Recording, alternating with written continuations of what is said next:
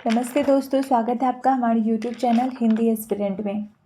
आज हम लोग हिंदी साहित्य के प्रेमाख्यानक काव्य परंपरा यानी कि सूफी काव्य धारा जो है इसकी कुछ रचनाओं को देखते हैं, जिसमें हम लोग देखेंगे रचना और उनके रचनाकार, और उसमें उस रचना के जो नायक नायिका है उसे भी हम लोग यहाँ पे देखेंगे।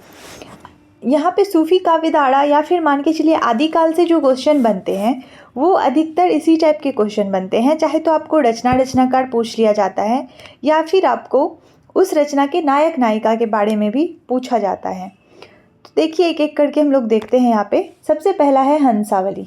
हंसावली जो है यह रचना किसकी है? तो यह रचना है असाइद की रचना। हंसावली किसकी रचना है? असाइद की रचना है। इसके राजकुमार और हंसावली जो है ये नायक और नायिका है। हंसावली का प्रकाशन कब हुआ था?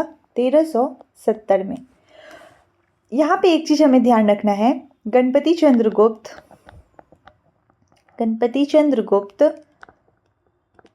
प्लस डॉक्टर नगेंद्र और मोतीलाल मेनारिया, ये तीनों जो हैं इनके अनुसार अगर हमें पूछा जाए, मोतीलाल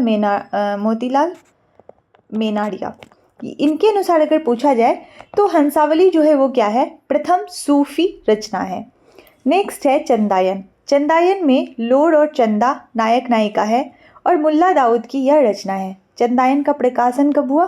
1379 ईस्वी में। और लोर और चंदा जो है ये इसके नायक नायिका है। और रामकुमार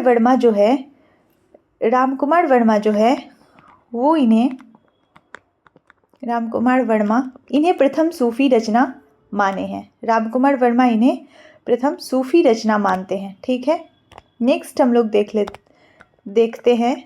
एक सेकंड, यहाँ पे रामकुमार वर्मा चंदायन को मानते हैं। आगे है यहाँ पे लखमसेन पद्मावती कथा। लखमसेन पद्मावती कथा में लखमसेन जो है वो नायक है, पद्मावती जो है वो नायिका है। और यह रचना है किसकी? तो यह रचना है दामोदर कवि की रचना है। इसका प्रकाशन हुआ था 1459 में। लखमसेन पद्मावती दामोदर कवि की रचना है और कवि ने इसे स्वयं जो है वो वीर कथा कहा है। यानी दामोदर कवि जो है स्वयं कहते हैं लखमसेन पद्मावती कथा को कि यह एक वीर कथा है। इसमें लखमसेन नायक और पद्मावती नायिका है। नेक्स्ट है सत्यवती कथा। सत्यवती कथा में ऋतुपर्ण नायक है, सत्यवती जो है वो नायिका है। इसके रचनाकार कौन है? तो ईश्वरदास इसके रचनाकार हैं। अब इन्हें हजारी प्रसाद द्विवेदी इन्हें प्रथम सूफी रचना मानते हैं। हजारी प्रसाद द्विवेदी के अनुसार सत्यवती कथा जो है वो प्रथम सूफी रचना है। नेक्स्ट है मृगावती। मृगावती किसकी रचना है? तो यह कुतुबन की रचना है और इसका प्रकाशन 1503 में हुआ था मृगावती का। और यह कुतुबन की रचना है। राजकुमार इनके नायक हैं, मृगावती जो है वो नायिका है। और रामचंद्र शुक्ल जो हैं वो इन्हें प्रथम सूफी रचना माने हैं। तो यहाँ पे हमें 4 रचना निकल के सामने आती है।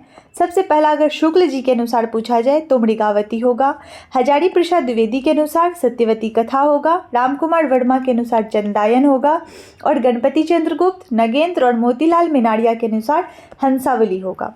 चलिए आगे देखते हैं। आगे है पद्मावत। पद्मावत किसकी है? तो पद्मावत है जायसी की रचना। सूफी काव्य धारा में जो है वो काफ़ी प्रसिद्ध रचना है पद्मावत। पद्मावत में रतन सेन जो है वो नायक है, पद्मावती और नागमती यहाँ पे 2 नायिका या उपनायिका के रूप में जो है वो है। एक तो पद्मावती है और एक नागमती है।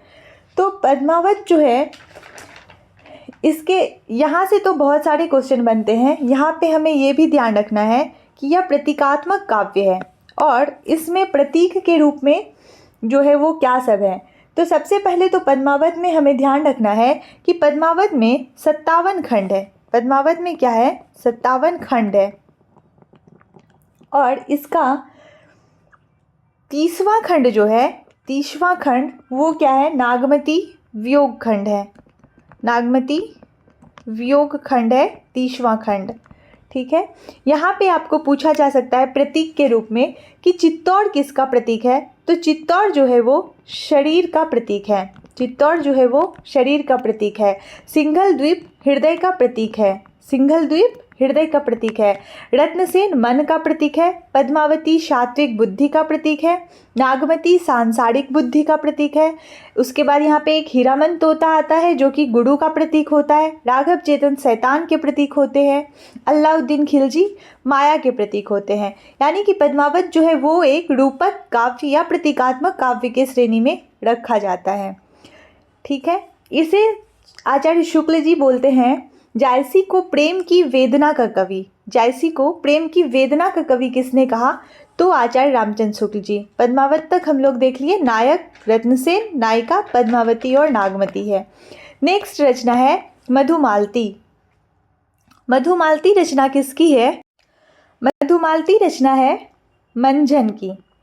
यहाँ पे नायक है मनोहर, नायिका है मधुमालती। इसका प्रकाशन 1545 में हुआ था मधुमालती का।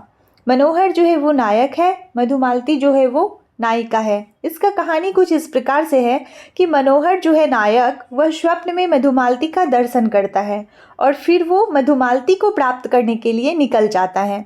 रास्ते में उसे एक प्रेमा नाम की जो है वो नायिका या उपनायिका बोल सकते हैं, प्रेमा मिलती है, जिसे कि वह एक राक्षस से बचाता है। प्रेमा को राक्षस से कौन बचाता है? मनोहर बचाता है। तो प्रेमा मनोहर से प्रणय निवेदन करने लगती है। फिर मनोहर उसका प्रणय निवेदन ठुकरा देता है और फिर वो मधुमालती को प्राप्त होता है और प्रेमा का विवाह फिर ताराचंद से हो जाता है। तो यहाँ पे उपनायक उपनायिका भी दिया है और नायक नायिका तो है ही मनोहर और मधुमालती, और उपनायक नायिका है ताराचंद और प्रेमा। ध्यान रखना है, अगर हमें ताराचंद और प्रेमा पूछा जाए कि किस रचना से संबंधित है तो मधुमालती से है। मधुमालती रचना जो है, इसमें नायक को पत्नी व्रता धर्म का पालन करते हुए भी दिखाया गया है। यहाँ पे देखिए, अगर प्रेमा जो है वो प्रणय निवेदन करती है, लेकिन फिर भी मनोहर क्या करता है? प्रेमा के प्रणय निवेदन को ठुकरा करके और फिर वो मधुमालती को ही प्राप्त करता है। नेक्स्ट रचना है माधवानल कामकंदला। माधवानल कामकंदला जो है वो यहाँ पे कामकंदला है। माधवानल कामकंदला गणपति देव का है। इसका प्रकाशन कब हुआ था? 1527 में हुआ था इसका प्रकाशन। ठीक है, माधवानल कामकंदला, यह जो रचना है यह इसकी भाषा राजस्थानी भाषा है और ये दोहा में लिखा गया है। इसमें कामदेव की स्तुति भी की गई है और इसके जो नायक है वो कौन है? माधव, और नायिका है यहाँ पे कामकंदला। नेक्स्ट रचना है छिताई वार्ता। छिताई वार्ता नारायण दास की रचना है। छिताई वार्ता किसकी रचना है? नारायण दास की रचना है और इसमें नायक है ढोल और छिताई जो है वो है नायिका। छिताई है नायिका। नेक्स्ट है यहाँ पे चित्रावली, उस्मान की रचना। सुजान इसमें नायक है, चित्रावली नायिका है। इंद्रावती रचना नूर मोहम्मद का है। राजकुमार जो है नायक है और इंद्रावती नायिका है। तो यहाँ पे हम लोग कुछ महत्वपूर्ण जो है वो प्रेमाख्यानक काव्य देखे, उसके रचनाकार को देखे, नायक नायिका को देखे। यहाँ से क्वेश्चन 1 से 2 क्वेश्चन जो है वो हमारे नेट के एग्ज़ाम में देखने को मिलते हैं। अगर सूफी काव्य परंपरा से बनेगा तो यहीं से क्वेश्चन बनता है, चाहे तो आपको रचनाकार पूछ लिया जाएगा या फिर नायक नायिका। तो यहाँ पे हम लोग कम समय में सारे रचनाओं को एक साथ देख लिए। तो अगर आप लोगों को क्लास उपयोगी लगे तो इसे शेयर और लाइक करिए और चैनल को सब्सक्राइब करिए। धन्यवाद।